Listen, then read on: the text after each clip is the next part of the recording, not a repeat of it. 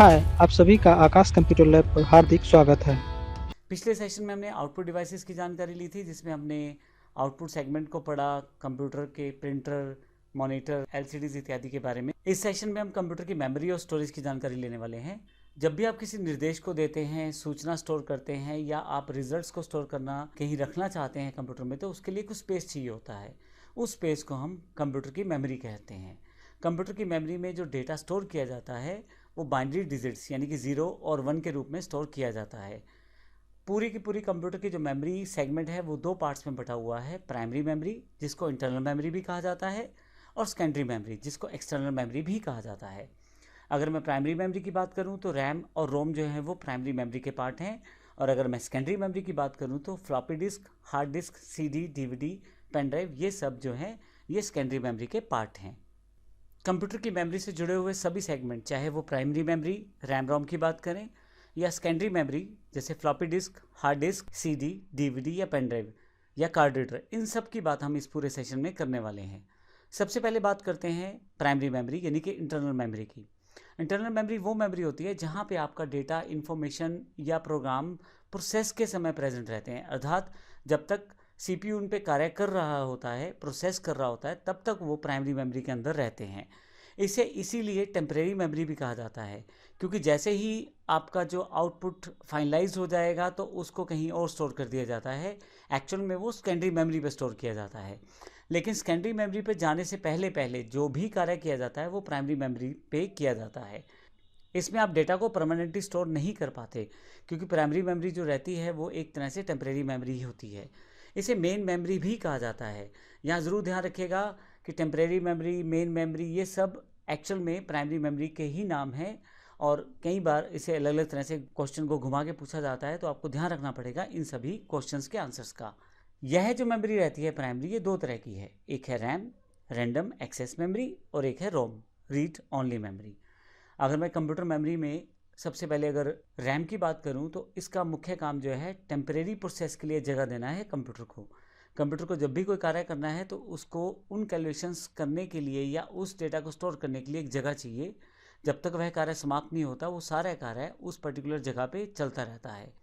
वह जगह असल में टेम्परेरी मेमोरी होती है, जिसको हम रैम कहते हैं। कंप्यूटर को कहीं से डेटा प्राप्त करना है, कहीं पे डेटा देना है, कुछ कैलकुलेशंस करनी है, वो सारी की सारी उस वक्त इसी रैम में हो रही होती हैं। मान लीजिए आपने ड्राइंग करना शुरू किया, तो जब तक आप ड्रॉ कर रहे हैं, चीज़ें फाइनलाइज कर रहे हैं, रंग भर रहे हैं, वो सारा का सारा कार्य रैम में हो रहा है। जब तक आप फाइल सेव नहीं करते, फाइल सेव करने से पहले पहले सारा कार्य जो रैम में हो रहा है। लेकिन जैसे आप फाइल सेव कर देंगे, उस फाइल की एक कॉपी जो है या उस फाइल को एग्जिस्ट कर दिया जाएगा सेकेंडरी मेमोरी में। तो सेव करने से पहले जो कार्य हो रहा था वो रैम में रहता है।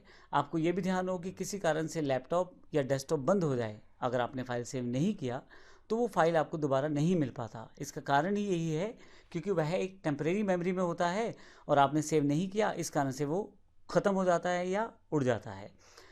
रैम को इसीलिए वॉलेटाइल मेमोरी भी कहते हैं। रैम दो प्रकार की होती है, डी रैम यानी कि डायनेमिक रैम, और एस रैम यानी कि स्टैटिक रैम।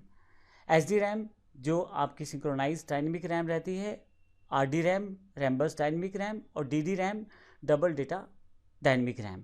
इस तरह से स्टैटिक रैम है उसमें नॉन वॉलेटाइल एस रैम रहती है, स्पेशल एस रैम रहती है, असिंक्रोनाइज एस रैम रहती है, और सिंक्रोनाइज एस रैम रहती है।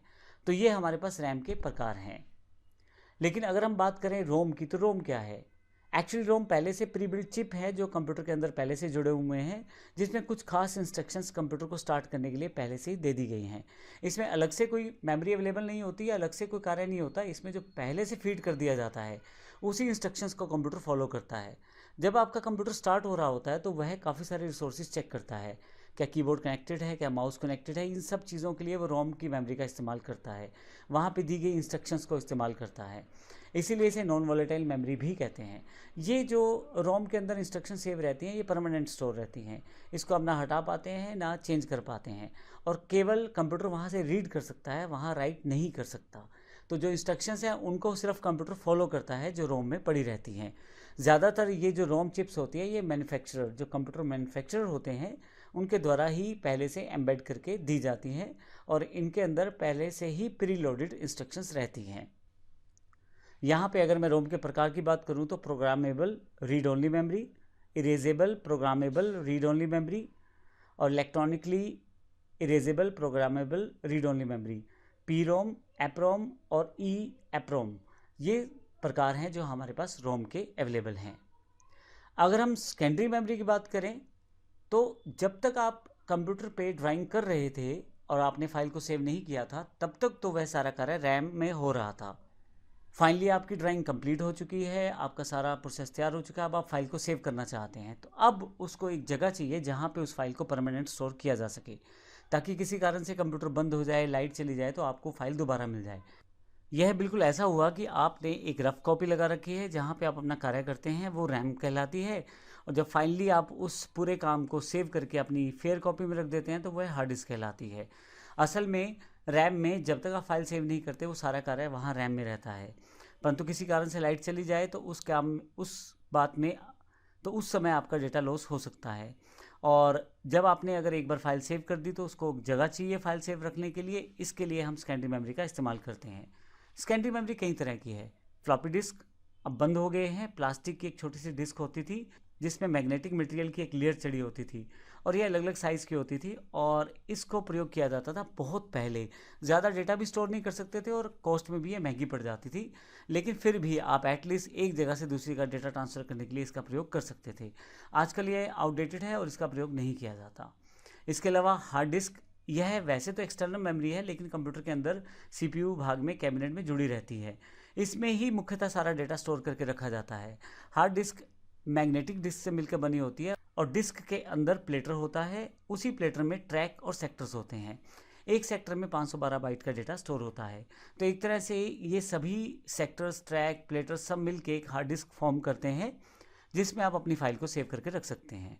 परंतु किसी कारण से आपको फाइल किसी दूसरे व्यक्ति को देनी है तो बजाय हार्ड डिस्क देने के आप उसको सीडी या डीवीडी में ट्रांसफ़र कर दें। तो सीडी की जो कैपेसिटी रहती है वो 700 MB। फिर से यह है एक तरह से सेकेंडरी स्टोरेज है, इसमें आप अपनी फाइल राइट कर सकते हैं और सीडी को किसी को दे सकते हैं।